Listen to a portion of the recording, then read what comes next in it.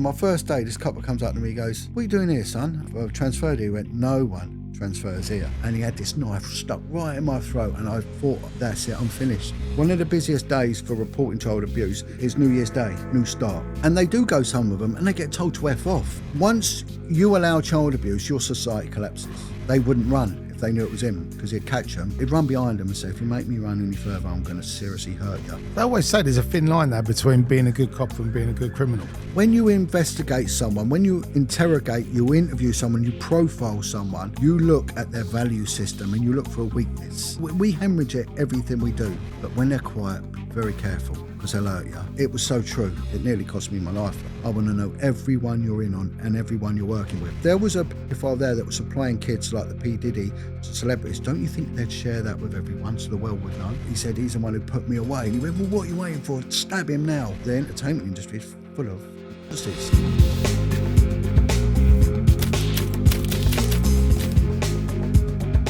Welcome back to the Criminal Connection podcast. My name's Terry Stone, and this week we're joined by a Scotland Yard detective. He's known as Jon Wedger.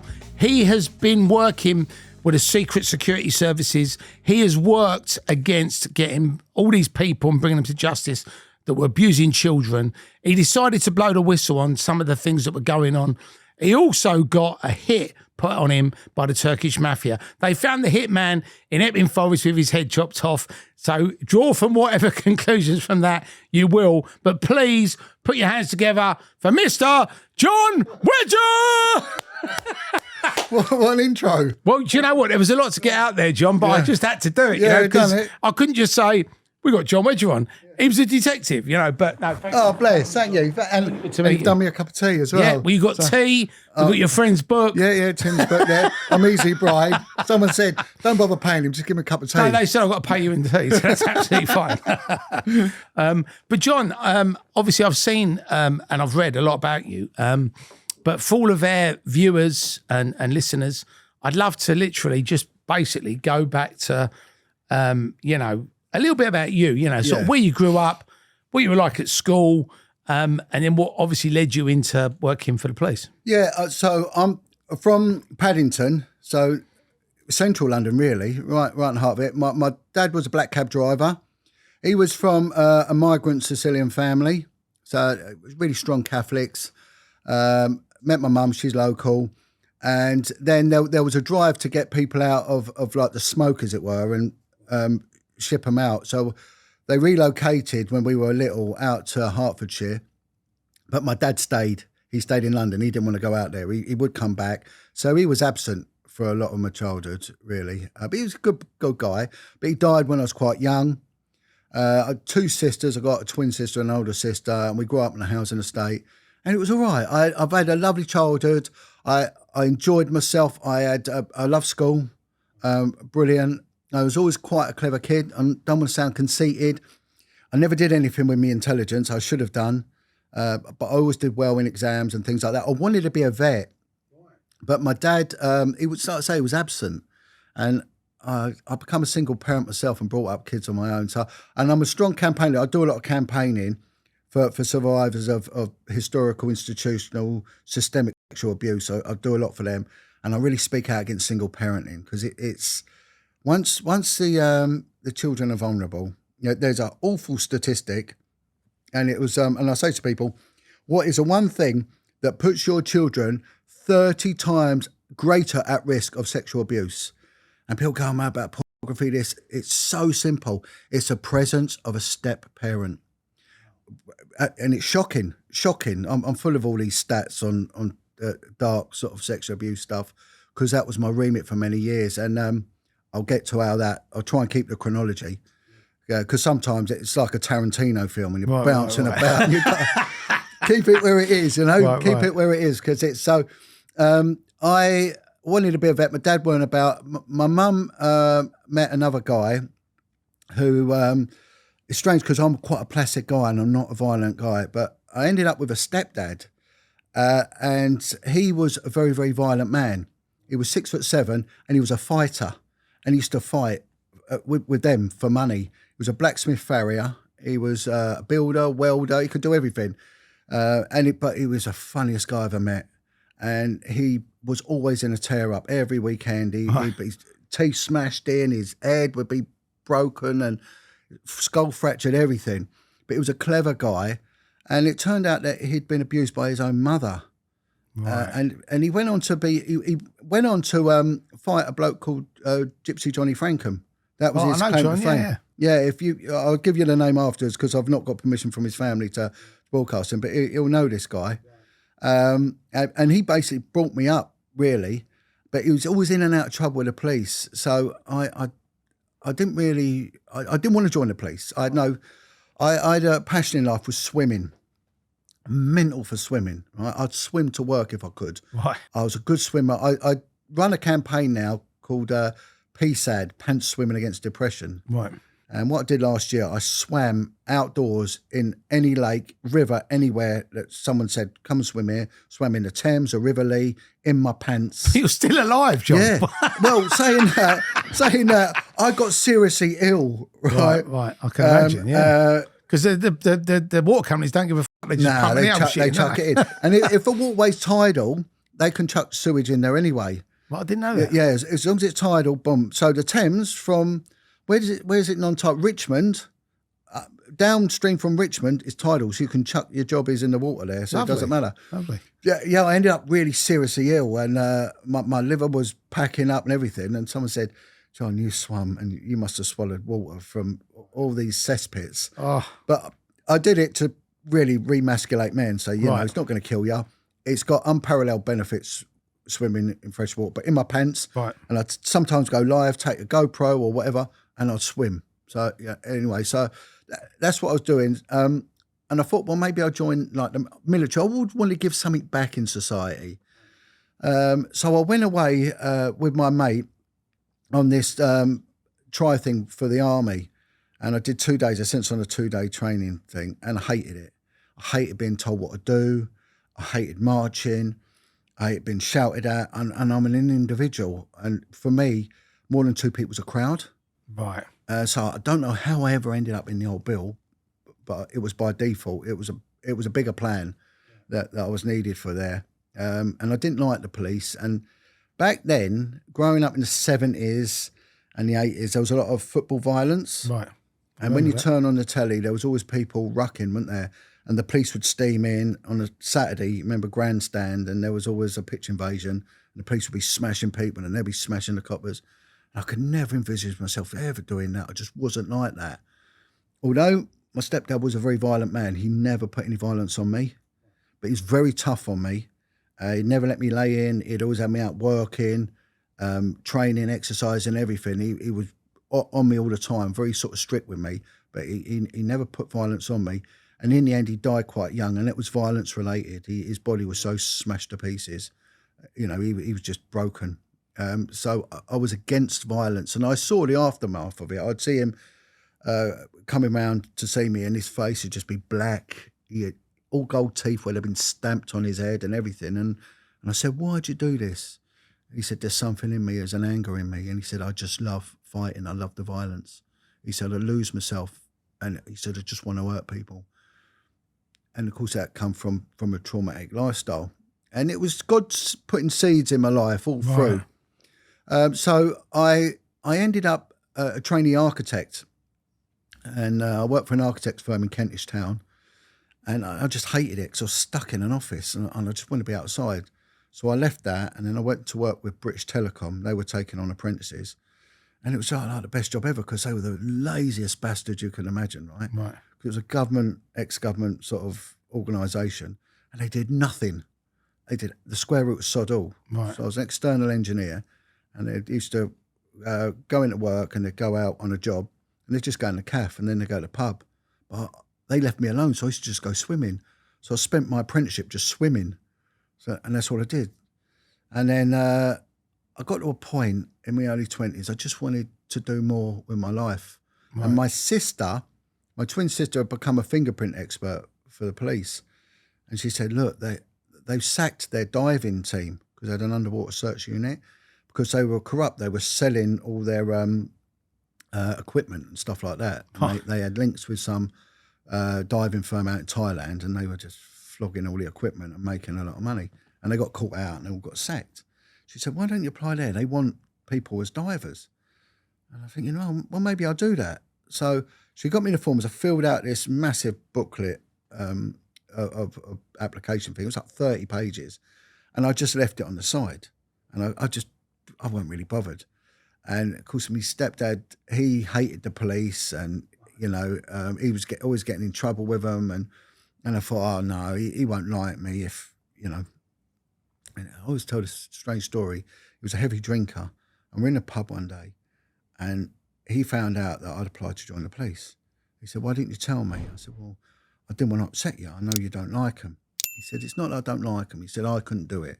So the moment anyone mouthed off, he said, "I'd just smash him." So he might be a good copper, actually. Yeah, he was huge. Honestly, his son's 7 foot tall, and he's a doorman, but he was 6'7", and he was like the size of a door, and they got fed up of in the pub pouring in pints, so they bought him a stein. So he used to just drink steins of beer, and he'd had a pint in his hand. He said, "Listen, it's not what I'm going to do; it's what I'm not going to do." And then he swaps his hand, and I'm thinking, that's a bit odd. And I'm trying to work out what that meant. And as I did it, he chinned me, right? Smashed me straight in the chin. And me being dopey, I got my tongue out. And I nearly bite my tongue off. And I fall on the floor, blood everywhere. And he picks me up and said, "Oh, don't tell your mum." And everyone's clapping in the pub. And I said, "Why'd you do that?" I was so upset that it hit me. And he said, "Look, I'm saving your life." He said, "You go and do well in that job. You'll do good in it." He said, "But the moment someone mouths off, smash them. But when they're quiet, be very careful, because they'll hurt you." And it was so true. And I'll get to what happened, because it nearly cost me my life on one of them occasions. But I'd also applied to join the fire brigade, and I thought, well, they do nothing. I'm not denigrating the firemen. Years ago, people had come home from the pub, cooked chips and set fire to their house for sleep. But then they got the deep fat fryers, and it sort of put an end to house fires, and sofas don't ignite, and no one really smokes indoors anymore. So they didn't really do a lot. But I thought I could do 4 days on, 4 days swimming. It was solely based on swimming. And my work were bringing in voluntary redundancy. So I put in for it, and they said, "Yeah, right, you get it. When the date comes in, that's your last day." So it's the beginning of a year, January, February or something. And I come home from work, and there's a letter from the fire service saying, "We want you to start your initial training, for instance, end of February." I think, oh, brilliant. So I go into work the next day, and they said, "No, your last day with us, with Telecom, is middle of March." Right. And I'm thinking, oh, that won't work, and I'll get the money, I'll get my redundancy money. So I asked them, "Can't I go a bit earlier?" And they went, "No, we told you that's your day." I said, "Can I take time off or go sick?" And he went, "No, because it's your P45 and you can't." So I'm thinking, well, that's a nonsense. That's it really. And then I come home the next day, and there's a letter from the police. "We'd like you to start middle of April." Right. So that's why I joined the police. Right. And the strangest thing is, I went to Hendon, joined the Met Police, and I just didn't want to be there. And the instructors back then, they'd all come out the military. And so they used to take you for marching drill. And they'd all ex-guardsmen, and they'd all have their peak on their cap down there. And they were just shouting at you and wanting you to line up. My first day with the police, I lost my voice. And the irony of that is that I left screaming and shouting for justice. Right. On my first day, I couldn't speak. Right. And one of the sergeants said, "If you don't get your voice back, your little CUNT," he said, "you're out. First thing tomorrow, you're out. You're on that train home." And luckily, I got a squeak of a voice back. And then I went through this 20-week, 5 months of this intense training, residential, and it didn't vibe well with me. But they had a swimming pool. And I'd never had lunch in my life. I never had lunch. It was weird, but I would never stop for lunch. I used to just go swimming. Right. So when everyone else would go to the pub and that, I used to just go swimming. And so I wasn't used to it. So everyone's going for their lunch. And I'm thinking, I'm going to go in the swimming pool. But you couldn't go anywhere on your own. You had to go as a group and march. Right. So I used to sneak off, get in the pool, and I'd do my mile swim. And I was at a competitive level. I was a good swimmer. And I'll tell you a funny story about that. I ended up getting arrested in Albania. I swam from Corfu to Albania. And I got arrested by the Albanian Coast Guard. Right. And they brought me back. That couple of years later that happened. But I did first weekend I was doing me swimming. It was sort of saving me. It was my saving grace to get through the training. And an instructor there went, "You're a recruit, aren't you?" I went, "Yeah." He said, No, recruits are allowed to swim. He said, "Listen, if you come in tomorrow and you swim a mile in under 25 minutes, so a breaststroker," he said, that's a good standard, right? That's a competitive level. He said, "I'll let you swim." I went, all right. So I came in and I did it. I did it something like 23 minutes, good quality thing. And so he said, "Right, you can swim Monday, Wednesday and Friday, but Tuesday and Thursday you're to report to the dojo because you've just joined the Met Police wrestling team." Wrestling team, in the leotards. Yeah. Big Daddy. Yeah. Oh, Shirley Crabtree. Yeah. So I ended up joining the wrestling team, and it was all grappling, and it was hard going. But again, it saved me. It was something that later on saved my life. It was really the irony of it. So I got through my training. I hated it, and I got sent on the street, and I went to South East London, your neck of the woods, and it was just violent. It was chaos. It was pure chaos. And it was early 90s when heroin was big, and it was just nuts. But I did really well. When you do the basic training for the police, Yeah. It was 6 weeks? No, 20. 20 weeks. So you do 20 weeks, and in that, there's a self-defense. Yeah, lots of that. Loads of They call it A&R, arrest and restraint. So you do that sometimes twice a day. There was lots of it on discipline and marching, like military stuff. You do a PT lesson, legislation. You couldn't believe it. It's just boring. And the really odd thing is, we had a week of diversity training. And this was back then. I don't know what it's like now. It's even probably worse. And we had some guy come over, a community leader from Brixton, a Rasta. And he spent a day teaching us handshakes on the street. I never used them. I don't know whether they still do it. I could never see the thing to it. And I think he had a conviction for drug offences and everything else. And then during that week, they taught us about dangerous dogs for 3 days, and then different religions, and why riots happen and why they didn't. And the next Monday, we had child abuse, and it lasted 5 minutes, right? So they brought out this thing. If you see any pictures of kids naked, they played a video of child abuse. Right. And they said, "Well, don't worry, it's a job for pregnant women anyway. You'll never get on it." So the emphasis they put on child protection, child abuse and child abuse was a square root of sod all. Right. But shaking hands on the street of Brixton, that got more of a greater emphasis than that. And it was something later on, and it's something that I campaign against now, because the Scandinavians, they've got it right. They deal with a broken child. And when you strip back criminality in society, 80% of the prison population under 25s have come from abused childhood backgrounds. So that don't matter what crime, that's the root of the problem. Yeah. Sexual, emotional and physical abuse. Strip it back, 80% of them. And out of that demographic of 80%, right, 80% of them will reoffend in a short period of time. And I'll get back to the timeline again, but I gave an analogy to someone once. And I said, if I was a builder and you wanted an extension on your house, and I said to you, right, I'm going to get a builder. I'm going to get someone, the government recommend them. They're £450 an hour. If they text you, you'll get charged £50. And if they send you an email, you'll get charged £75. Once they've finished, there's an 80% chance that extension will fall down. They'll tell you to F off, right? And then when I don't get it, I said, but that is what our criminal justice system is. Barristers charge £450 an hour. You have to pay for justice. If you go into a court unrepresented, you're going to be eaten alive. And they will. You'll just get stitched up.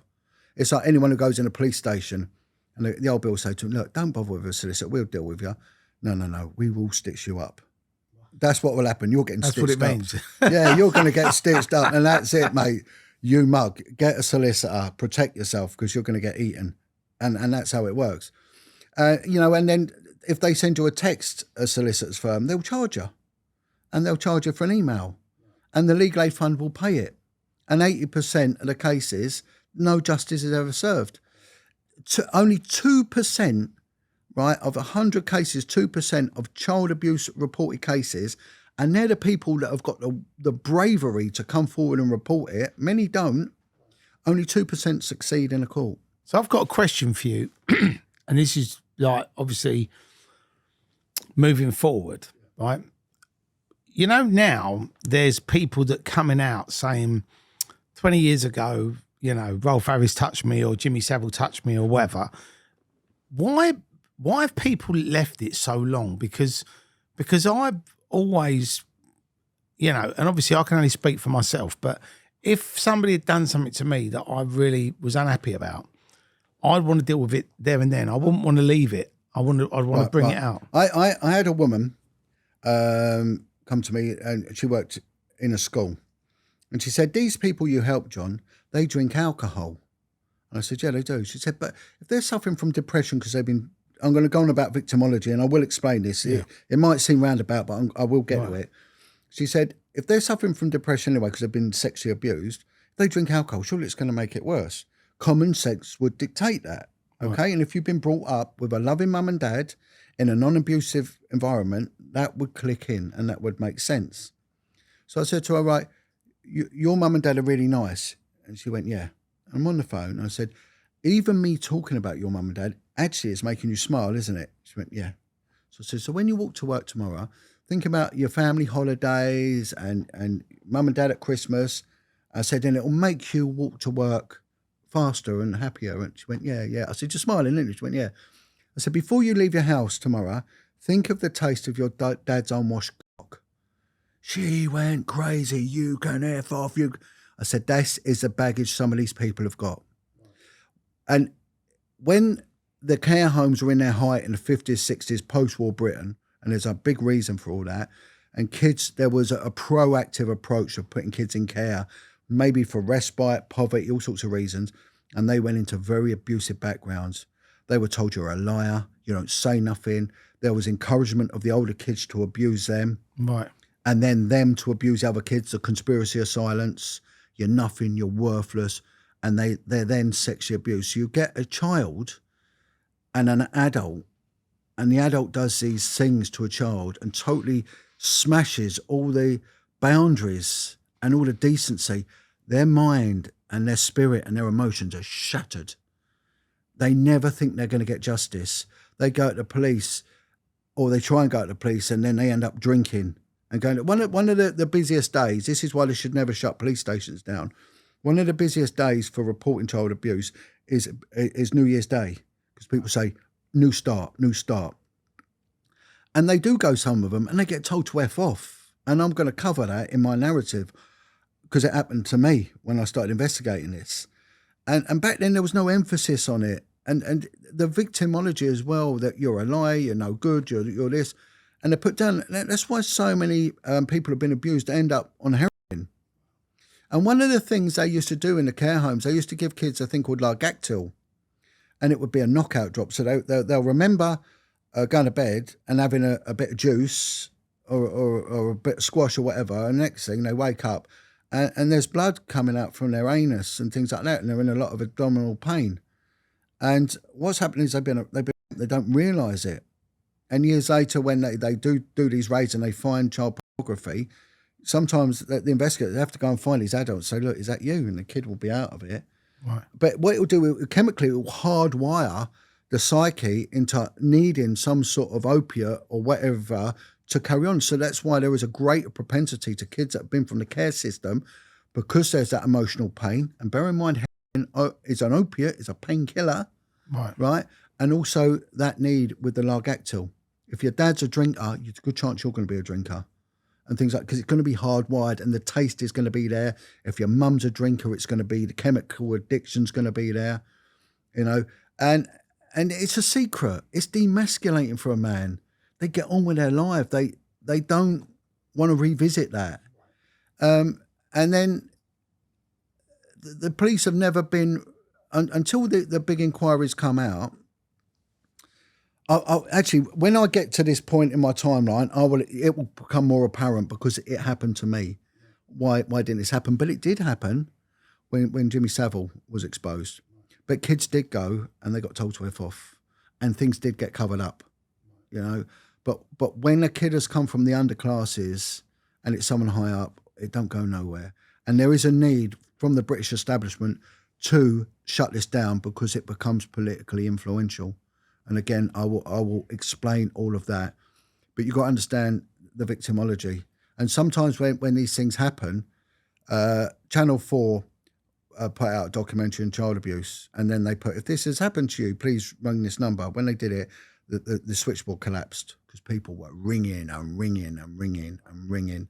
So it's a lot bigger than what people think. There's one of the leading children's charity, I've got a lot of criticism of them, but they do some good sometimes, came out and said child abuse probably affects 25%, 1 in 4.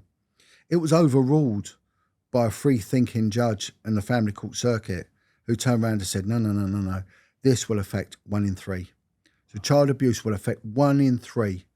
And there is not one community, not one demographic in a global society that allows it. Not one. I know religiously things change and age of consent. I think 14 and maybe 12 in some sort of backward states might allow that. But I know Sharia law has got its own thing because of Prophet Muhammad and Aisha. There's this theological argument about consummating a marriage when Aisha was 9 and all that. But putting that aside, that's a theological thing. Dealing with the law of the land, ain't no culture that allows it. And it's called anthropology. And when they looked at 2 communities, indigenous communities, which are outside of the remit of law, and one was in Papua New Guinea, some Pygmy tribe, and one was in some Amazonian basin area, they found that even people in these tribes, if they're caught fiddling with kids, they're banished to the jungle for a period of no more than 2 summers. Because if you spend 2 years out in the jungle, you're going to die. And if they come back, they're at the bottom of the shit pile, you know. Right. So they basically get sentenced to death, and if they happen to be lucky to survive, they're at the bottom. Yeah, what it's showing is a uniformity. Right. Once you allow child abuse, your society collapses. I mean, I'll be honest with you. I've got kids, right, and I've never understood why this goes on. I've never understood what and I know people have tried to justify it by saying, oh, these people are sick, they need help, they need this, they need that. I mean, because you've been through this, John, and you've seen it firsthand, do you agree with that statement, or do you think that's just a load of bollocks? Hurt people. And if some those that abuse pedophiles, there's every chance they've been abused. So if you was a kiddie fiddler or pedophile, whatever you want to call it, you the chances are the reason you're doing that is because somebody's done something bad to you. There's every chance. It's not because you've woken up and said, actually, I don't like men or women, I like children. But right. So we got to make it clear, right, that most paedophiles have been sexually abused. I'm not saying that victims of sexual abuse become because they don't. There's others that become so hyper, uber aware and overprotective, it's untrue. There's a lot of people that have been abused, can't even bath their own kids because the trauma is so damaging. You know, they are so against it, it's untrue. But would you say that what's the percentage of pedophiles? Do you think that they've all been abused? Or? I would say 90% would have come from abuse. But let me get this right. Sex offenders, right? Do you know why people sexually abuse kids? Because they choose to. They choose to. They have a choice, right? You know, before the Garden of Eden, right, we had a choice. We can choose bad. They choose to do it. So let's have no sympathy here. They choose. They can choose. I've got no sympathy for them at all. No, I'm not saying that. But you know, in the narrative, they choose to do it. And when you abuse a kid, again, it's coming out of the timeline, and it will make sense. When you abuse a kid, you damage them emotionally, and that damage will go on for 3 generations. That's been cited in social services doctrine. Legally, it's come out in the family courts, and also biblically, it's quoted on a theological, spiritual level. That damage lasts for 3 generations before it feels. So the pain is incredible. I can see the traits. Survivors of abuse, they smell a mile off. They are so hyper aware They smell them a mile off. And that's why with this thing, criminal connections that you do, right? I listen sometimes to these and I know the pain some of these people are coming, the armed robbers. I know where they've come from. One guy come to me, I'll put you in touch with him. He's a sterling geezer, he really is. He was the UK's most prolific armed robber. He did 50 armed robberies in a week. Wow. He'd do 3 a day. But then when you find out what they'd done to him, it was appalling what he went through and the anger. And you've got to understand the anger. If you've got a puppy and you've got 2 puppies, so let's have a control here. Like science always likes a control. One, you love it and you dress it up, you play with it, you make it, a member of the family. The other one, you stick things up its arse, you kick it, you throw it, you urinate on it. When that grows older, no human being alive will be able to go near that without its face being bitten off. Right. Because the anger, the internal anger will manifest in a physical thing and it will show itself because it can't restrain itself. But human beings were built different and people internalise that anger sometimes and they hurt themselves, they cut themselves, they tattoo themselves, but they're telling you they're in pain. They're telling you there's a hurt there. And when I started speaking out about this, because let's get it right, the government didn't want me doing it, and this will become apparent. And to be honest, I didn't even want to go there with it. But I found out that there's these coppers that do these podcasts. I'm not knocking no one. I've been on the flying squad. I've been on this, or the soldiers. I've been in the SAS. They've all been on these big elite things. I was on a girls' unit, child protection, but it was the only bit of policing that ever made a difference. Right. The flying squad are just debt collectors for the banks. Who cares if the banks get robbed? Let's get it right. Who cares? The banks cause poverty. They cause suicides. They cause economic collapse. They cause wretched things, the banks. And when you look at what the banking is, and in the Bible, Jesus went and beat the bankers up. So let's take it right back to the beginning. From the beginning, they were no good wrong uns. But they get away. So you think we should beat up bankers? Beat up bankers. Bash the bankers. Here's a strange thing. There was a guy I was talking to, and he went away for an armed robbery, right? He got, how many years did he get? I think he got something like 8 years for an armed robbery he did. And I said, how much did you get? He went, was 3 of us. We got 30 grand. I said, you got 8 years because you're going to get caught. And it's as simple as that. Right. The die pack went off, the police cameras, they caught him anyway.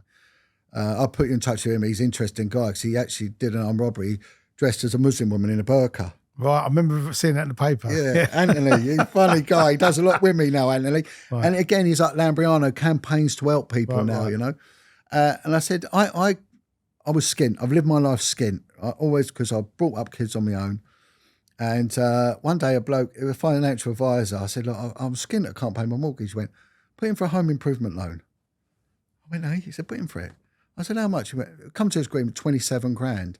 So I put in for, I've got no money, I can't pay it back. So I put in for a home improvement loan for 27 grand. And they give it to me, right? And he said, don't pay it because it's not secured. So they can't take out your mortgage. Pay a couple of times and just default and just argue it. So I'd never paid it, right? Oh. So they took it all through this civil remedy. And then I said, you're causing me alarm and distress. And I took them to the ombudsman twice, one on both occasions for them harassing me. They had to pay me 5 grand on each occasion for harassment. And in the end, they came to an agreement. Instead of 27, will you pay 17? I said, no. So a year later, they offered me 9 grand. It went down to 5 grand. And then after, I think something like, it's coming up for 7 years, they just wrote it off. Right. So I said to this guy, I got 27 plus, 33 grand. And I didn't do a day because it was lawful what I did. But you've done the same. Either way, it's taking money that ain't yours. Right. And you get away, you get done, and I get away with it because what I did was lawful. I just took a civil remedy to a civil problem, and that was it. But getting back to how I got here, how this... So basically, if you need some money... Home improvement loans. Speak to John, he can get you home improvement loans. Well, it's madness, isn't it, Right. It's just... But they're greedy.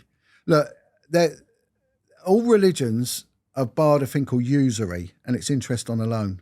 Right. It's not allowed. In Islam, it's not allowed. That's why they have Islamic banks. Right. And that's why there's a lot of property development and all that within the Pakistani and the Indian and the Muslim community because it's banned. Christianity doesn't allow usury. Jesus beat them up for usury. Right. Judaism does allow it. I'm not going there with the one religion against another, but that allows it. But all the other religions ban it. It's Right, I didn't banned. know that. So it's interest on the loan. So if you put interest on the loan, you create slavery. Right. But there's people that talk about this a bit better than me. But this guy, that was it. He just said, just contest it. And they will always come to an agreement. I know a guy bought a house with credit cards, right? I think he got about 200 grand. He had millions of credit cards. He maxed them all out. And then he said, I'm not paying you unless you come to a deal. So they came to a deal. And in the end, he only paid something like 75 grand back. Right. And he managed to get a loan to cover that. So he ended up, but it wasn't mortgage fraud. It was, he worked with their rules. Right. And that's how it worked. But I ended up on the streets. And this is a strange thing. Very, very violent, but I did really well. And I started recruiting informants very early on. So when you left the police academy, you went to Southeast London. And do you choose where you want to go, or you just become a normal Bobby? So you go on a beat and... Well, this is what I did, right? So I looked on the map, and it does give you choices, and I wanted to pick an area that didn't have a football team. Right. Because I didn't want to do football, because I didn't like fighting. Right. But in the end, I really loved fighting. After a year on the street, I just become very violent and just enjoy fighting, because I'd done the wrestling and all that, and I was very fit, and I just, it got into me, and I just, it flipped it. But so I found an area that didn't have a football team and said, can I go there? I've never even wanted to go there. And then you had three choices. So I went, my first choice was the West End, because I'm from there. So I thought, I'll go to the West End, like Paddington, West End Central, them. But I never got there. And my second choice, I think, was Brixton, because I know it had riots. Those handshakes would have come in handy, wouldn't they? They would have done. And I'll go on about that, actually. I can take you that way. I end up, I thought you make the other handshakes. I'll tell you about them other ones. But Brixton, because it didn't have a football match, and the football team, and the riots had been and gone, and there was putting money into it. Right. So I thought, I'll go there. And then the other one was, I watched Police 5, and there'd been an armed robbery and a shooting in Woolwich.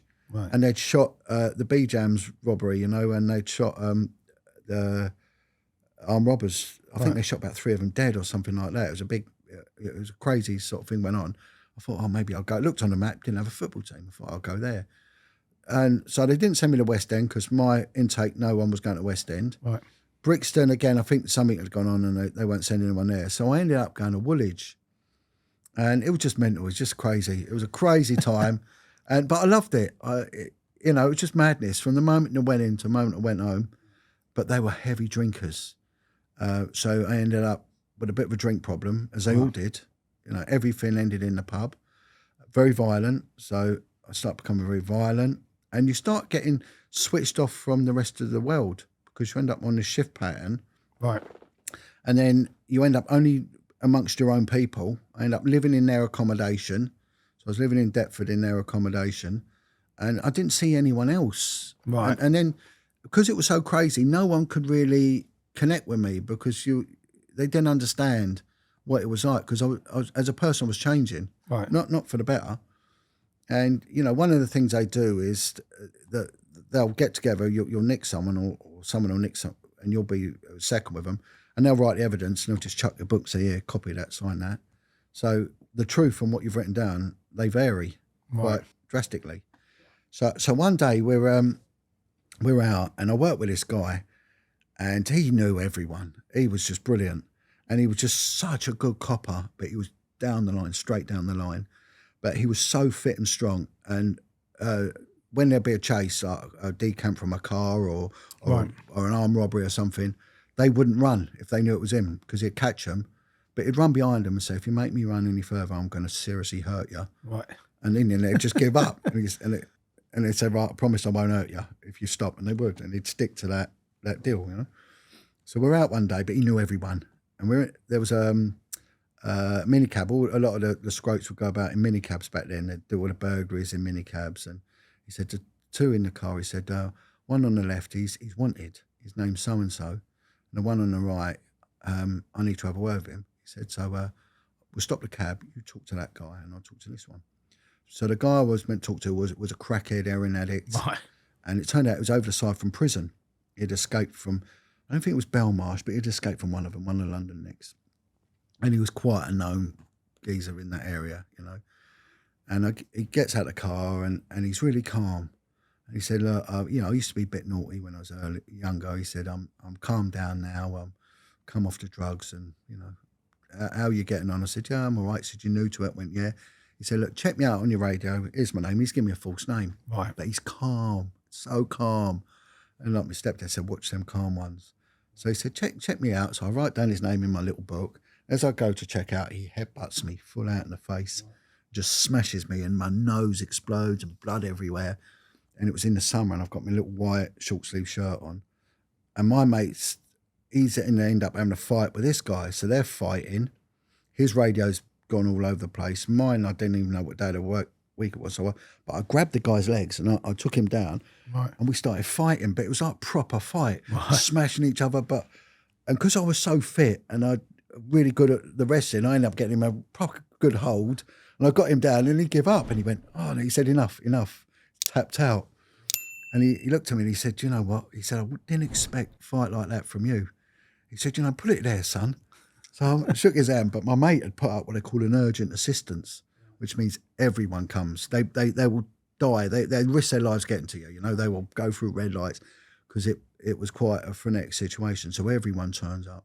And back then, the vans were these old Sherpa vans. Like these old, I remember them, yeah. The gully in the middle, and they weren't good places. You know, I remember one of my first night duties was hosing out the back of the van because it was covered in blood. It was regularly, at the end of a shift, they'd say, hose it out, because if the corruption police come, they see that, we're in trouble. And it was always, honestly, unbelievable.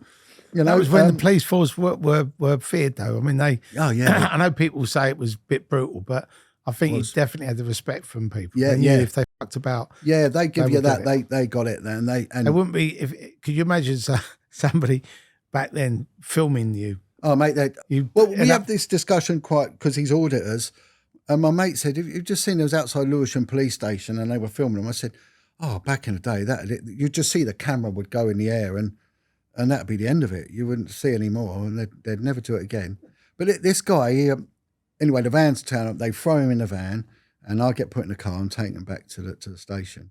I'm booking him in and the sergeant said, you know, what's he in for? I said, well, he's wanted, he's escaped from the nick and all that. And the sergeant looks at me, he goes, what's happened to you? I went, oh, what do you mean? He went, look, and there's blood all down.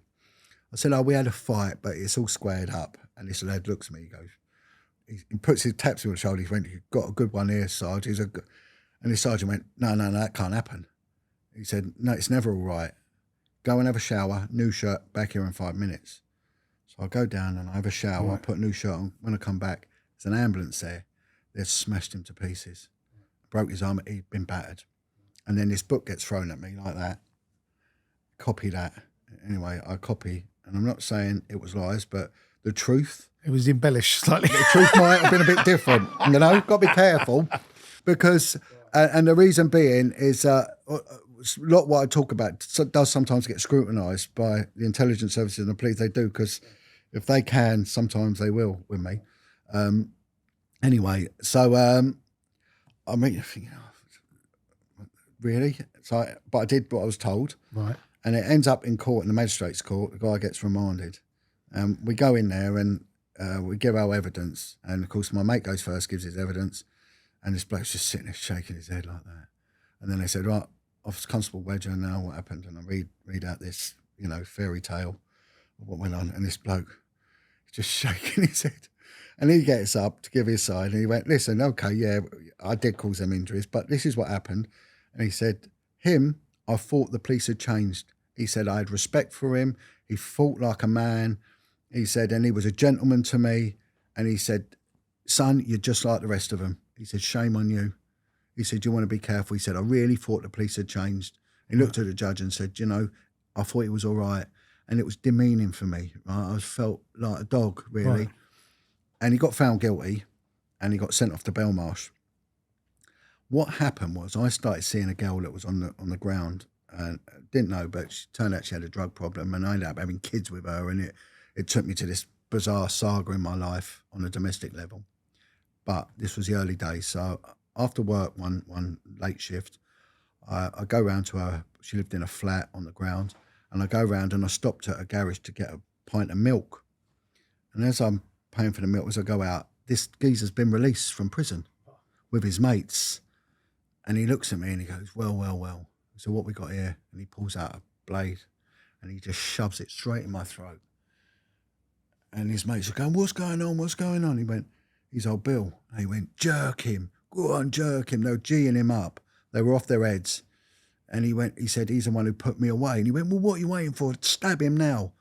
And he had this knife stuck right in my throat. And I thought, that's it, I'm finished. And he said, what you got to say? I went, please don't do it. And he looked at me and he went, I'm going to give you a squeeze. He said, there's something inside me telling me you're a nice guy. He said, don't be like them. You don't need to lie. And it changed. Of all the lessons I learned, that was a massive lesson. Do you think, even if you hadn't embellished the story because that guy told you to, he would have still gone to jail anyway, wouldn't he? Oh, of course, yeah. So that wouldn't have mattered, really. Yeah, no, but it was a culture back then. And it was if they messed with us, they got hurt. They got hurt bad. But but genuinely, speaking as a person when I was running the clubs, you had to deal out that level of violence because you couldn't ever, as soon as you let people take liberties, yeah, that's it. And if the police let you take liberties, then they go, great, well, we can walk all over them. Just the same as if you're in a club and they come up to the door and they go, I'm not fucking paying, and they push through and you go, okay, mate, come in. Yeah. You know, so I think... Oh, no, it's a thin blue line. You've got to maintain that line. But sometimes what happens with corruption, it comes in slowly. Everyone joins. The road to hell was paved with good intentions. It starts very diluted, and then it slowly, it goes into a very, very dark world. And, you know, the uniform coppers... Yeah, there is corruption, usually just slapping people about and things like that. But when you get into the CID, you start seeing another side which starts getting serious and organised. Is that when you... So from being on the beat, what was your next step then? What happened, there was one little defining moment before it all went wrong for me, right? So I didn't want to be in the police and I didn't like it. So I started doing stupid things like drink driving on purpose, stealing from shops and things like that, because I just didn't want to be there. And one day I had a little motorbike, and this is what, like, when God has a plan, God has a plan. And I get drunk, and I'm going back to where I was from, and I was in Kilburn in North London, so I've gone from South East London over to sort of Northwest. And I'm right outside Kilburn police station, and it's 2 a.m, and I'm smashed out my head on this little motorbike. And opposite me is a set of traffic lights, and there's a cop car, red light, so I just went straight through it. And they decided to put up a chase and come. And I won, because I got redundancy money anyway, and I thought I'll go back to diving. I'll just get my money, I'm going a commercial diving course, and go out to Mexico somewhere and just work on oil rigs or something. And that's what was my plan was. Anyways, they chased me and they pulled in front, and I weren't going to fight them or anything, but they got out and a guy comes out and he grabs hold of me and he said, what'd you do? You went for a red. I went, no, it's a filter. He went, there's no filter there. And he said, take your hat off. I took it off and he went, you stink of booze. How many you had? I went, loads. He went, wait there. I'm going to breath test you. And I thought, that's it, game over. So I go over to he goes over to the car, comes back and he went, is your name Jon Wedger? And I went, yeah. He went, see you in the car, it's my sergeant. I went, all right. And he said, he knows you taught him to dive. He said, you're a lovely lad and just to fuck off home. and that happened twice. I got caught another time. And I was with my mate Dave. And see, there are benefits of being in the police force. Oh, it's just unbelievable. But I didn't expect that. I was thinking, and then one day I was jailer. I'd spent a minimal time in uniform. I probably spent the least amount of time in uniform of any copper, really. I was, because there was a bit of an admin issue, and I ended up in the CID quite early on. And I was jailer, and I was just going around and giving food and tea and that to the prisoners. And I used to let them smoke, and I never used to smoke, but I used to buy cigarettes, and I did start smoking because I realised you get information from people called reciprocity. I'll give you something, you give me something. And a detective told me, he said, just smoke. I went, no. He said, well, they do. Start smoking. It opened so many doors. So I did. I just started smoking. So there's one guy in there, and I said, do you want to call it a salmon, didn't they? Got any salmon? You want a salmon? And you said, you don't know what it is, do you? I went, yeah, of course I do. You went, it's a fact, mate. So I went, yeah, I know. So I took him out for a salmon. And he said, I said, what are you in for? And he went, burglary, drumming. And he said, I'm on heroin, but you're the same age as me. I said, what's all this heroin about? He went, listen, if you'd have had the upbringing I'd have, you'd be on it. I went, well, what do you mean? He said, I was in a children's home. My mum was no good. My stepdad was a pig. And I went in this kid's home and I got raped. They raped me.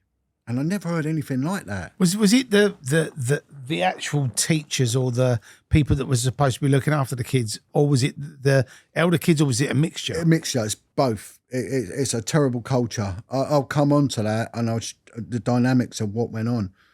But it was just like kids home. And of course it never came out, but it was endemic. Right. And we've just finished the 8-year independent investigation in which I gave evidence on that. And it came out how endemic it was, Right.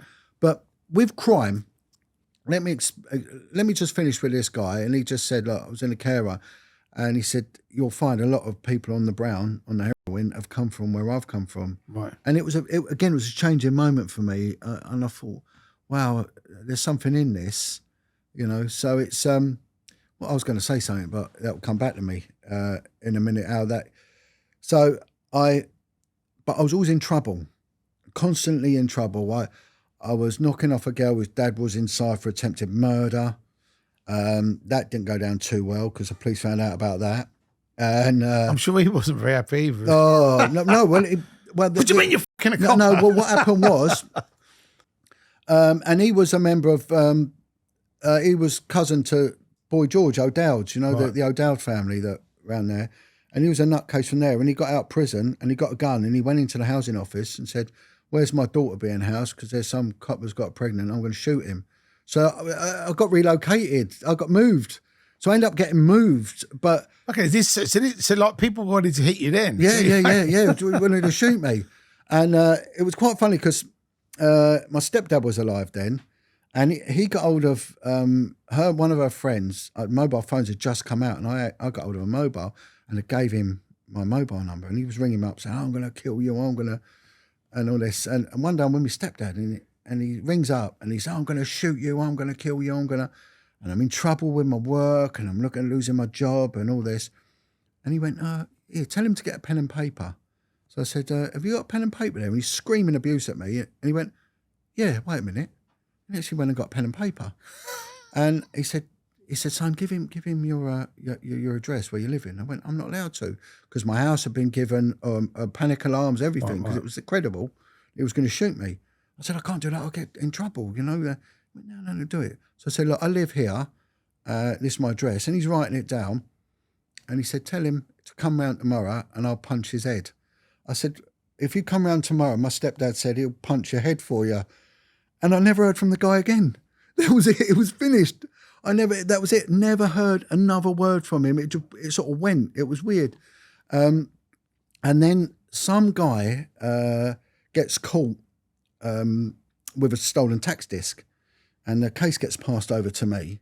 You're to investigate. And I just didn't know what I was doing. I didn't know how to investigate things. So no one taught me. We went on the street and it was just madness. And all we was doing was basically fighting. And I didn't really understand the paperwork stuff or anything because no one had taught me. And I've got this investigation into stolen tax disc, and the bloke's on bail. And I had all these cases building up, car thieves and all that, and all this paperwork. And one of the sergeants hated me. He said, oh, people like me shouldn't be in the police. He thought I was more akin to them than I was to the old Bill. They always say there's a thin line there between being a good cop and being a good criminal. So Yeah. And he just said, you don't take it seriously. And one of the things he didn't like, I smiled. But what happened was all this paperwork could have got me sacked. But I don't know what happened. I genuinely don't know what happened. But one night duty, it all got burnt. Oh, and I reckon one of them salmons have flown out and burned, self-combusting paperwork. Right. It might be ink, might have had an accelerant. I'm sure the people that had those cases pending, be very happy about that. Well, the guy who had this text disc comes back in to answer his bail, and I said, "Oh, it's been dealt with." And he's like, "Really?" And he was so happy. It's how much to owe you. But this is because I get done for taking of gratuities, right? So he then, I didn't take it as a bribe. But it sort of was, but it wasn't, and it officially did get dealt with. So I can talk about this. But how he tried to placate me was that he worked at Billingsgate Fish Market and would bring in fish and leave them at the front office, and there'd be like a whole salmon, right? Or there'd be fillets of cods, and there'd be some bloke's dropped this off for you, and I open it and there's a load of fish there, and one guy would he'd say, I'll have it, and so everyone was going home with fresh fish, but this guy gets caught drink driving, so he comes in one day. And bear in mind, the sergeant wants me sacked. He wants me out, and I'm at the front office dealing with something. This guy comes in and he said, "John, can we have the same agreement?" And I didn't even realise we had an agreement. I just thought he'd like giving me fish. And he said, "I said, well, what's happening?" He said, "Just been done drink driving. Sort it out for me." I'll give you a couple of lobsters. Yeah, we'll up the stakes here. And I went, "No, I can't do that." And he got this big bag, and it had a whole cod in it. Right, and of course this sergeant's behind, and his ears have gone up, and he's thinking, right, I've got that little bastard Wedger now, I've got him. Right. And he said, well, you can fuck off for your free fish, and he chucks this like polystyrene box at me, and as he does it, this big cod comes out, hits me in the face, and I'm going down and grappling with this cod. So I end up there was some sort of discipline offence for fraternising with people linked to the criminal community because her dad was inside, so I was up for that. Taking a gratuities, there was about 5 different things they had me on. So I go before. The judge must have fucking laughed when it got into court. Well, what happened? You go bribing by fish. You go to a discipline panel, right? So I go to a discipline panel, and I've got these senior officers there, and then the officers give evidence. Well, my colleagues wouldn't give evidence against me because they like me. But this sergeant hated me. Right. He hated me. So he turns up, gives evidence, and he's ranting and he's spitting and he's, "Yes, officers did this, boom, boom, boom, boom, boom." And then he goes on about this fish with this senior officer. You can see him, his hands over his eyes, and you can see tears coming down, and his shoulders are just going. Right. And one of them said, "Yes, Sergeant, that's enough, please." And he looks at me and he's just burst out laughing. He went, "Son," he said, "this ain't the 1970s. He said, I'd have promoted you back then." He said, well, "What can I do with you?" He said, "I'm going to move you. You deserve a chance. It's all clean. We're wiping it all clean." Right. He said, "There was no malice. There was no intention to be bad. I just didn't know the rules, and I didn't want to be there anyway. And it was just all crazy stuff." He said, "Tomorrow you start at Peckham." Right. And it's only next door, Peckham. And I said, "Well, what's Peckham like?" He went, "A bit different to Woolwich, isn't it?" Yeah, he said it's sort of the same. And I went, "Well," I said, "Is that really a good thing?" And he went, "Probably not." He said, "Where do you want to go?" I said, "Can I go to Paddington?" He went, "Yeah, okay, Monday you start at Paddington." I went, "Thank you, sir." And he went, and he was just laughing. He shook me hand. He went, "I really wish you well, lad, and you go clean." But Paddington was fully subscribed. So they sent me to a place called Belgravia. Right. And the ironic thing is, Belgravia. Caviar over there's no fish. I know, yeah, it's better living that. I'd end up with gout, wouldn't I? If I end up with big veiny nose. But the problem Belgravia had, this was when the commissioner was purging corruption, right? So any officer that was in the National Crime Squad, the regional, the flying, that was under investigation, they thought centralise them, put all the bad apples in one barrel. Right. And that one barrel was Belgravia CID. Right. So they went, bang, they chucked everyone at Belgravia CID that was corrupt. So the whole CID, most of it was full of real dangerous, hardened, old sweats, as they called them. You know, that wouldn't think twice about knocking you out and stitching you up and everything. These were the real, these blokes were involved in drug dealing. There was one that was linked to contract killing. There was 3 of them were going out on their days off to Austria, Switzerland, and some other country and doing armed robberies.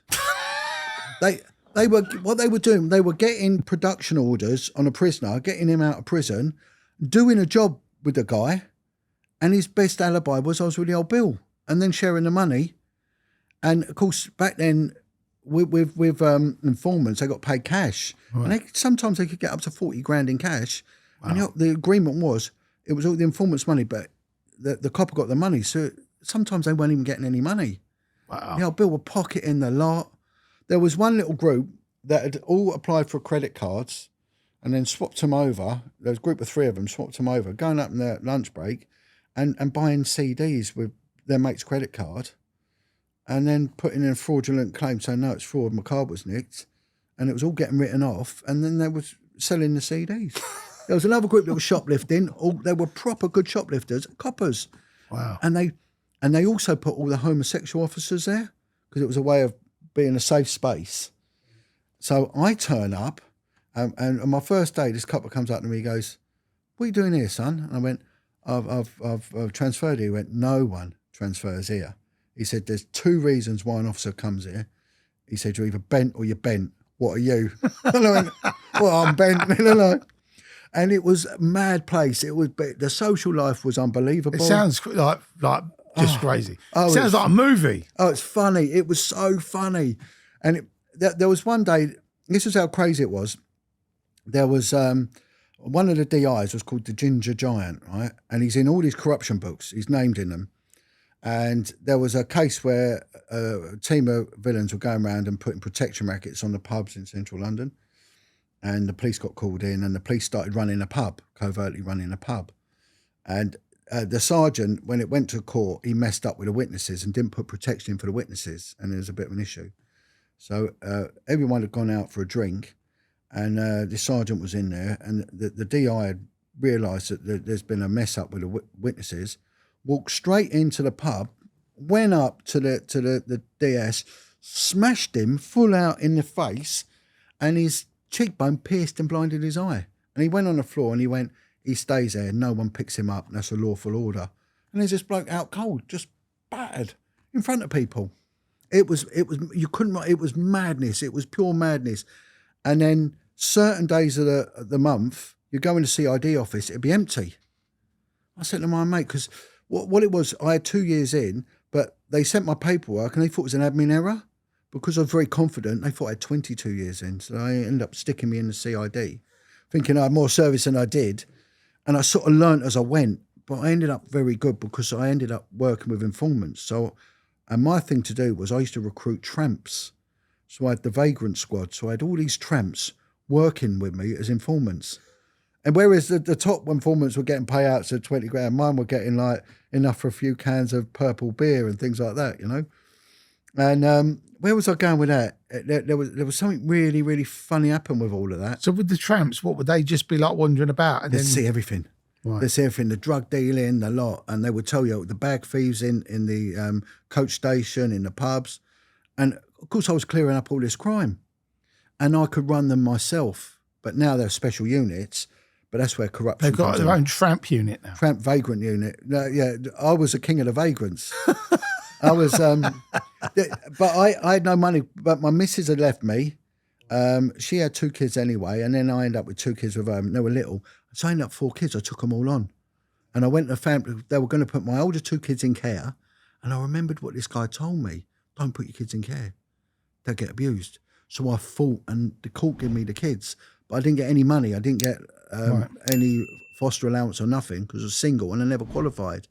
So they wanted me to give up work, and I would never give up work. My kids must see me work. So my family were lovely. They all rallied round, and it's beautiful. I've got lovely kids, and we're like a gang. It's superb what's happened, you know. And even the 2 that aren't mine, they are mine. They're my What happened blood. to the missus? She went on to have 3 or 4 other kids by 3 or 4 other different men, and caused just chaos throughout her life, you know. Right. So she never kind of come back round, or no. She buggered off and stayed away, which was a blessing for me. Right. But the family court went on and on because I fought hard to keep her away because she was a negative influence. And so, men, you can do it. You can bring up kids on your own. You can do it. And it's something I want to go on about at the end.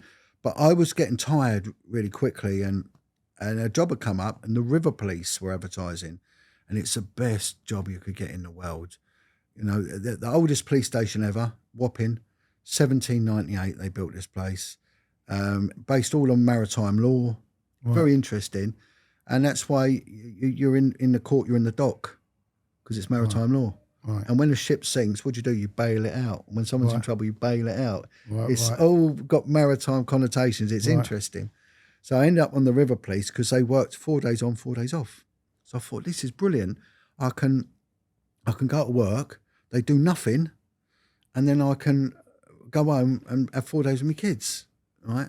So I went onto this River Police unit, but I missed the busyness of policing. I loved it so much. And I had a partner, you buddied up with someone, and he'd come out of he was in the SBS, he was in the Royal Marines. He was an unbelievable individual, you know. He'd fight 10 men easy and win. He was just a crazy guy. And we were starting really being busy, you know, nicking people and bits and pieces. And this is when I started realising there's wheels within wheels, because Special Branch had an office there in the River Police place, and they were linked in with this guy who was like an intelligence officer, and he was a sergeant, and detective sergeant, and he ran the intel unit. But this guy was just multi-layered. There was so much more to him than you knew. And one day I walked past his office, and he's banging on the door. He went, "Get in here now." So I walked in, and he said, "What are you doing on this unit, John?" I went, "Well, I've got kids at home." He said, "I understand your thing." He said, "But they're lazy bastards." And they were lazy. They did nothing. You know, night duty, they used to go out for an hour, come back, get a bottle of scotch out, play cards and drink, and just, you know, get drunk. Right. And that was it, you know, just get drunk. And they'd do a bottle of, every night duty, someone had to buy a bottle of Lafroig, you know, malt whiskey, and that's what they chose to drink. Right. And they'd all sit there and just get smashed. So he said, you shouldn't be here. He said, "You're too busy." He said, "It will ruin you being here." I said, "I know, but I've got the kids." He said, "Listen, if you can carry on this shift pattern, I can promise you that 4 days working and 4 days off. Will you come and work for me?" I said, "Well, I am working on this unit." He went, "No." He said, "There's many strings to my bow." And he said, "I've got an operation running no one knows about." And I said, "Okay." He said, "Look, it's working with a people unit." I went, "All right." He said, "I need you on this unit." I said, "Okay." He said, "It's covered. No one's to know about it." He said, "You're going to accept it?" And I went, Yeah, I'd love to." He said, "Right, be in touch." So the next thing, I get brought into a meeting, and there's officers from Scotland Yard's PD unit. They said, "As of now, you're seconded to us. We've had information that prisoners, because they just brought in the Sex Offenders Act, and people had to register as sex offenders when they were released from prison, or they got nicked or cautioned for a sex offence. They had to register as a sex offender. And there was a loophole, because if they lived on a canal boat, they can get away with it, right? They don't have to register." So he said, "We know that there's 2 pedophiles living on canal boats in London. I want you, no matter what, however you want to do it, I want you to go out there and find 2 more in the next month. Do you reckon you'll do it?" I went, yeah, I think I'll do it. And he said, "However you want to do it, you crack on." So what I did was I got a push bike, a little bike, and the Waterways Authority said, "No, you need to have a bell." So I had to have a bell fitted, and I had to have some licence to ride on canal towpaths. I was the only one probably had all these things.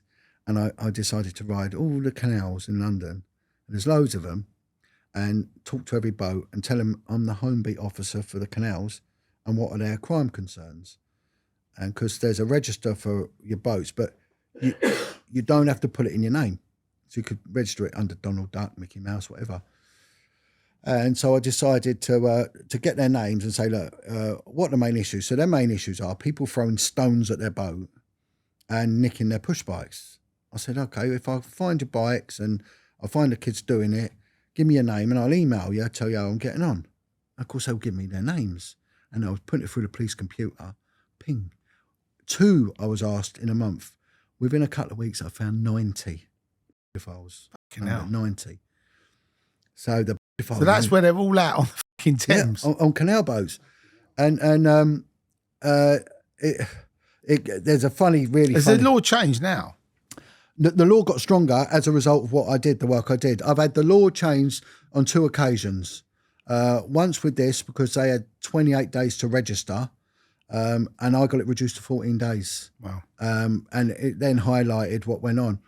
But I then started working with these intelligence units. And so there was intelligence units for the travel agencies, for the NHS, they're everywhere. The Intel, like the SI, the Secret Intelligence Unit, they've got people secreted everywhere. It is mind-blowing.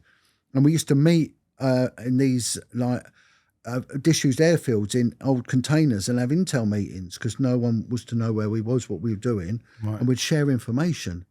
Now, the information that some of them had started linking in with politicians and celebrities. So I started, for the first time, realising the entertainment industry is full of n***s. Do you know what? I'm out of here. Yeah. So what would happen, we'd sit down and I'd meet with these intelligence people from all these different government departments that had intel, and it was mind-blowing. And they were everywhere. They got a lockdown. And a guy turned around to me and said, John, you've got to be careful now. And he was one of the most experienced anti-pedophile detectives. And he said, when in any line of policing, when you're really, really productive, your career, it snowballs. He said, but when you're in this game, the opposite occurs. They'll clamp down. And he said twice we had someone very high up, Home Secretary level, for fiddling with kids. He said on both occasions, the intel unit, the secret intelligence units appeared, seized all our paperwork, shut us down. He said it'll happen to you. You've got to be very, very careful. Now, what happened was I was the point of contact for offenders on canals, and I started having my own informants working with me, and this information, it was coming in. It was so much that the unit gave me my own clerk. In the end, I had 3 analysts and paperwork girls working, doing all the intel, because it was just phenomenal. When you said you had your secret meetings in these sort of containers and stuff, and you said there was a lot of high-profile media figures in there as well. Yeah. I mean, was you shocked at that, or did you? Yeah. And politicians that were suspected of it, and they would then produce the intel. And I was shocked. I was shocked. There was one guy. He did a runner abroad. He's a well-known rock star. It's never come out. And again, of course, the libel issues kick in, so I can't name him. But he did a runner abroad, and someone said, "Do you know why he's run abroad?" I went, "No." He said, "Because they found child on his computer." And then he told me about another one, and then he told me about an actor who everyone is thinking is brilliant, a comedy actor. Think he's so good, this guy. He's like an icon. And he said, "Mate, he's so dirty. He's so bad." He said, "It'll come out one day." He said, "But when you look at him, he looks weird." And actually, when you do look at this guy, you'll see, I'll tell you after who he is, and it will come out. I'm telling you now, it will come out.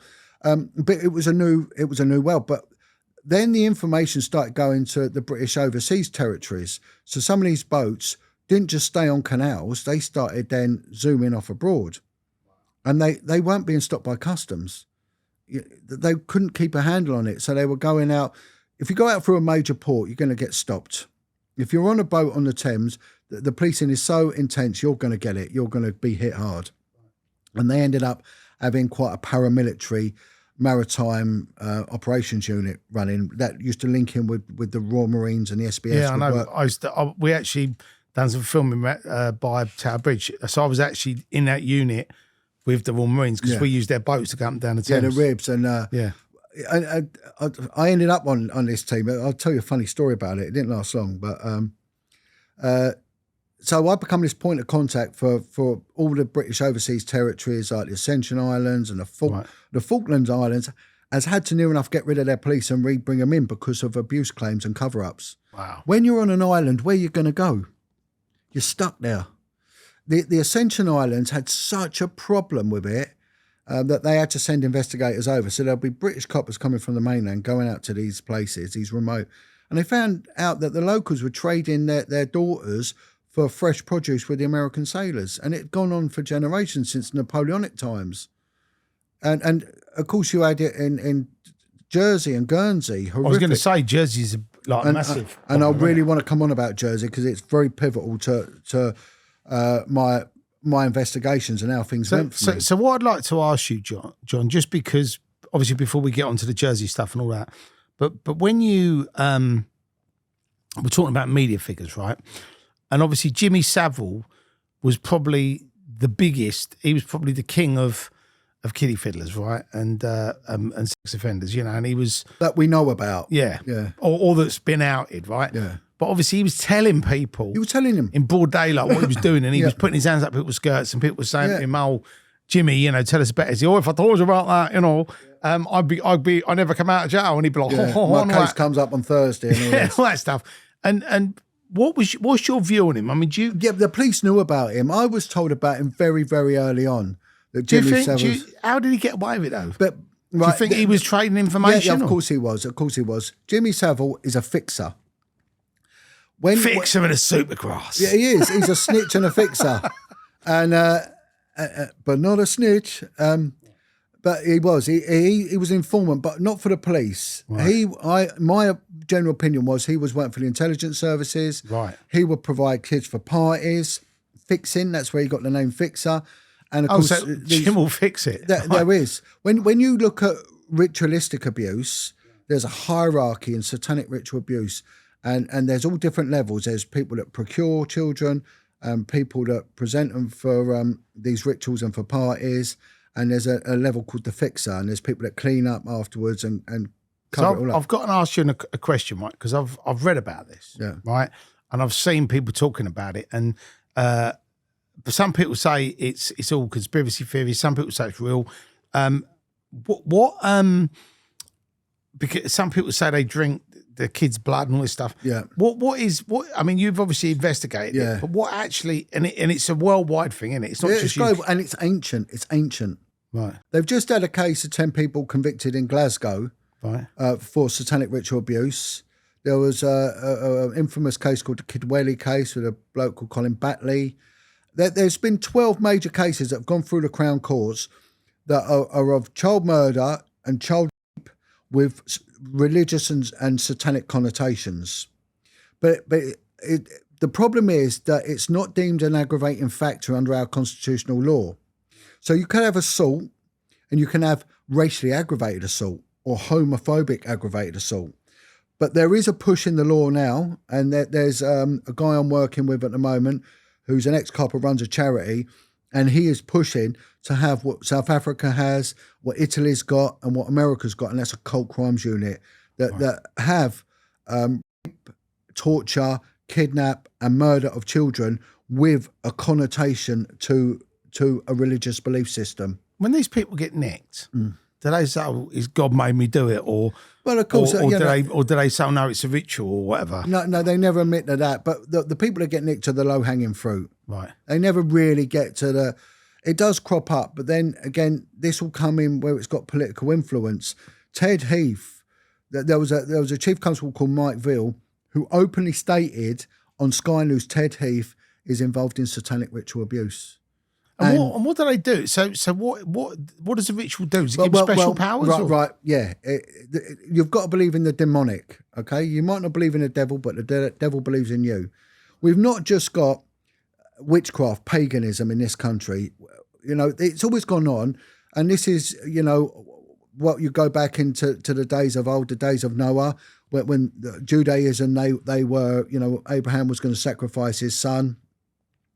And it's bloodletting, and it's a blood appeasement to the god, because the demonic, they're disembodied spirits, and they lack the blood. There's no blood in hell, so it all goes through the blood. The life and death is in the blood.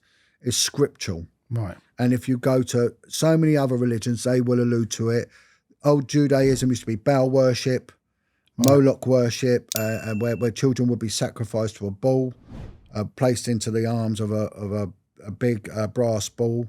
With the horns, that's why you see these horn things everywhere, and the baby would be an offering to the gods. Voodoo everywhere, you'll see that. You watch a program called The Dark Tourist.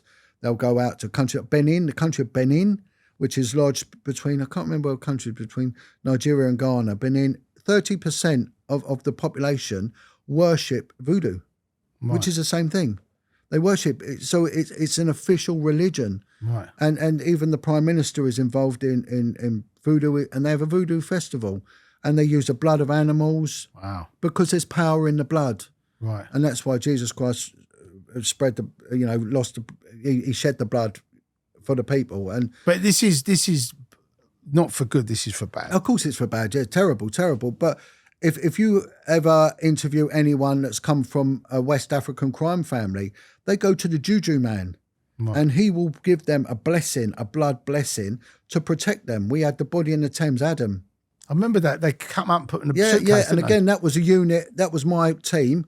It was really weird. It was my team that dealt with Stephen Lawrence. Right. I then went on to the River Police, and then it was my team that dealt with the body in the Thames. Right. I went on to child protection and ended up dealing and being an investigator for Baby P. So I've been plagued with all these big cases. But again, when you look at Victoria Climbier, the girl that was in the borough of Brent and then went on to Haringey, who was killed, that was ritualistic. Right. And that was cited in a thing called Project Violet, an independent investigation into it. If you deal with any Jamaicans, the Jamaicans, they're very much into a thing called obia, right? Which is a juju voodoo belief system. Right. And a lot of these yard men that come over here, they will get a blessing from the juju man, and that will protect them from the police detecting them. Any witness held against them will get sick. Did it work or not? Yeah, of course. Maybe we should set up a business called Juju.com. Juju.com. well, listen, they used Can you imagine? You'll be protected. Just give us a call. Juju.com. Yeah, and say, who do you do Juju Voodoo? The one stop. I mean, it's mad. It's fucking crazy. But do you remember the Loot magazine? Yes. You go to the back of the Loot, and they would have these personal columns, and all the witch doctors are in there. The Indians do a thing called the Mahamrabats. If you go to an area like Southall or Alperton, you walk down there, they're there. Their witch doctors are there. If you go to a town called Burley in Hampshire, it's all witchcraft. And they do the rituals in the back. So they're all there. But then you get into the real darkness of it all. But the Brazilian, if you go to Holston, there's a thing called Santeria. Right. And there's a church actually in Holston, which is a church that is for Santeria.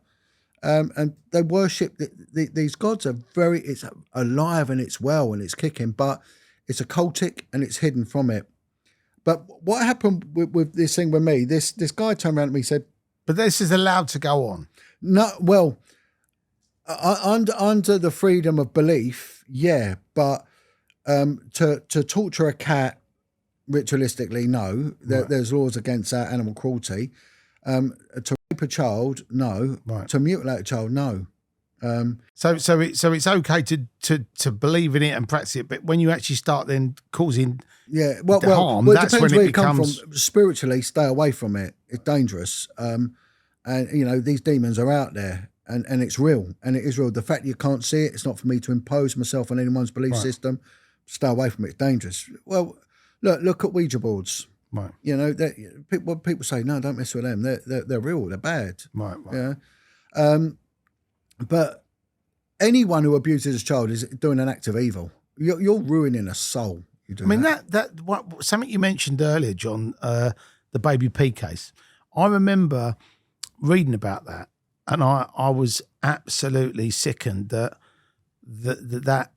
I don't know if they were girlfriend and boyfriend, husband and wife, but they were beating that child senseless. I interviewed the mum, Tracy. I interviewed her, and she kicked off in the interview. But they were doing things like she would time him. I can't remember his name. Was it Jason or something? She would time him how long, because he was into all this outdoor survival and that, how long he could hold the baby by the ears out like that before he dropped it.